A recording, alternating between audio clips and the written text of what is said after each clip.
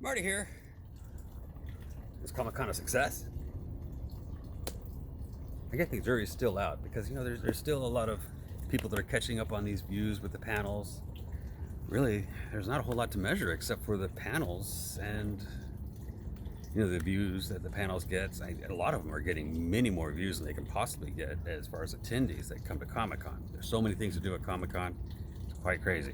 Wait, there's a whole bunch of people that are watching you that probably have no idea Comic-Con? what happened about Comic-Con or what Comic-Con A lot is. of things. You don't know Comic-Con? Oh, Comic-Con's the biggest event in the world.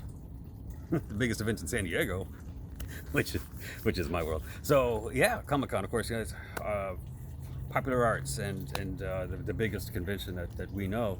So it's online this year, of course, and there's panels, lots of panels. And I think they did a great effort, at least, filling the panels. I don't know if they did a whole lot to do the other stuff. It's kind of hard. You can't do signatures. You can't do meet and greet with a lot of the artists. You can't go to the parties. You can't go to play. I guess you can play some video games and stuff like that. But Comic-Con's, you can't play any of the physical games. There's cosplay. Most people didn't come to San Diego, but if you're already here, a lot of the cosplayers were here and they were at the shrine. Lots of news on that, but so there was a lot of things going on, and it was interesting though because I don't know if it was a success or not because I think the jury's still out. But this year, gosh, I missed so much about Comic-Con that just couldn't happen this year. Gosh, I hope it comes next year. Vaccine. I don't know what else we can do, but yeah, I think so.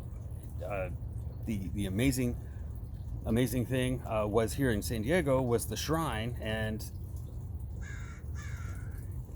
it wasn't Comic-Con, but it was the closest thing that you could do to actually experience Comic-Con, to be there. I mean, people were socially distant mostly, wearing masks mostly, and a little camaraderie, showing a lot of support for Comic-Con and support for Comic-Con returning to San Diego.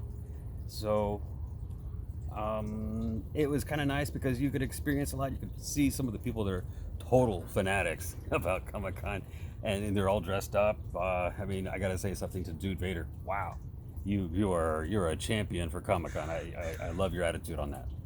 So, but gosh,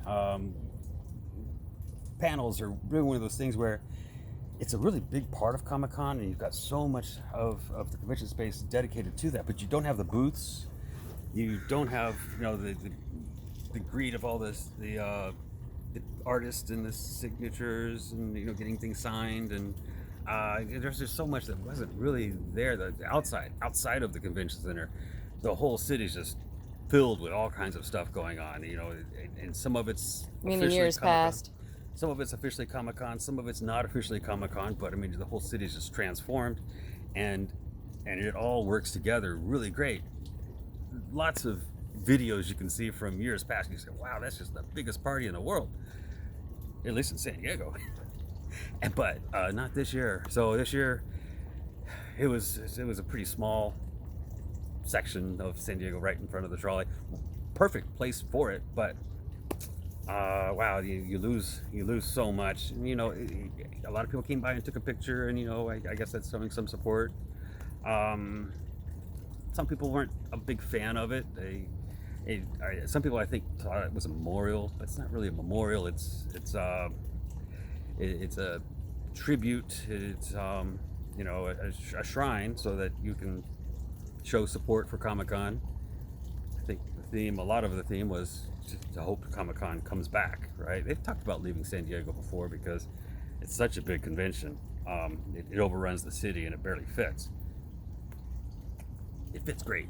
It does fit great, and it's perfect because the crowds are a lot of fun, but not this year. And it's important because this year, it would have been a disaster as far as spreading. It would have been the biggest outbreak probably in the world. So, well, that was Comic-Con this year. Well, where'd you stay? What did you do exactly? Who did you I mean, hang out with? I mean, the joke was, we heard it was home at Comic-Con, so we moved onto the boat and we took the boat back behind the convention center and we brought home to Comic-Con instead of just doing Comic-Con at home. Yeah. So we had a little fun with that, but it was a great place to kind of stay. And there were some homeless because the convention center is still housing homeless people. It's an unused facility, so they've got some use to house the homeless. There's a lot of good and merit to that, but it's not the best experience in the area sometimes because some of those people certainly have social issues. Some of them do, and that was kind of a shame. But gosh, next year we got to make this happen next year. Okay, so today didn't I say today is July 31st? Getting ready for August. The weather out here is just awesome. San Diego is a heat wave.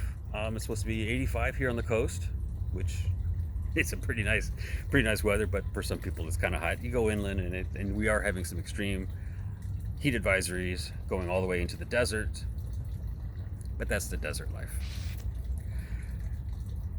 Enjoying Comic-Con, and looking forward to Comic-Con next year. Enjoying the weather in San Diego, getting ready for August. Lots of good things happening. So there's a subscribe button and there's a like button, and you can leave a comment, say hi,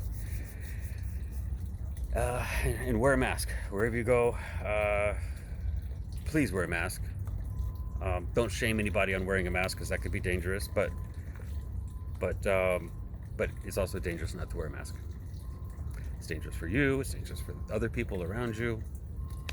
We gotta do something. All right, guys. Take care. See you in August.